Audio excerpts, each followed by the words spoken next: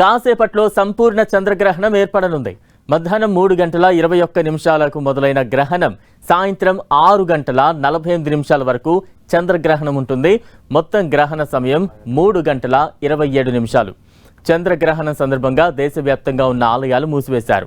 తిరుమల శ్రీ వెంకటేశ్వర స్వామి వారి ఆలయ తలుపులను మూసివేసినట్లు టీటీడీ అధికారులు ప్రకటించారు.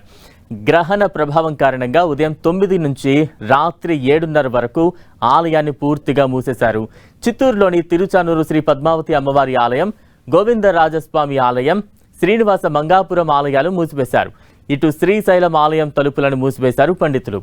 రాత్రి 7:30 వరకు ఆలయాన్ని మూసివేస్తున్నట్లు ఈవో శ్రీనివాసరావు తెలిపారు.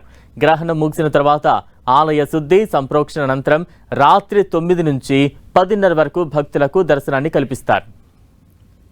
చంద్రగ్రహణం కారణంగా వేములవాడ శ్రీ రాజరాజేశ్వర స్వామి ఆలయం, శ్రీ భీమేశ్వర ఆలయంతో పాటు అన్ని అనుబంధ ఆలయాలను మూసివేశారు. తెల్లవారుజామున ఆలయ అర్చకులు శ్రీ పార్వతీ రాజరాజేశ్వర స్వామి ఆలయంలో, శ్రీ భీమేశ్వర స్వామి వారి ఆలయంలో పరివార దేవతలకు పూజలు నిర్వహించారు.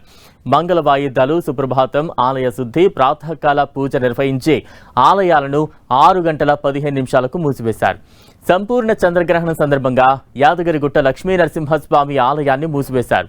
రేపు తెల్లవారుజామున ఉదయం 3 గంటల వరకు ఆలయం మూసి ఉండనుంది. తెల్లవారుజామున ఉదయం 3 గంటలకు ఆలయాన్ని తెరిచి ఆలయ శుద్ధి, గ్రహణ దోష పరిహార సంప్రోక్షణ పూజలు చేయనున్నారు ఆలయ అర్చకులు. చంద్రగ్రహణ సందర్భంగా కొండగట్టు శ్రీ ఆంజనేయ స్వామి ఆలయాన్ని స్వామివారి నివేదన అనంతరం మూసివేశారు అధికారులు. ఆలయంలో అన్ని ఆర్జిత సేవలు రద్దు చేస్తున్నామని పేర్కొన్నారు.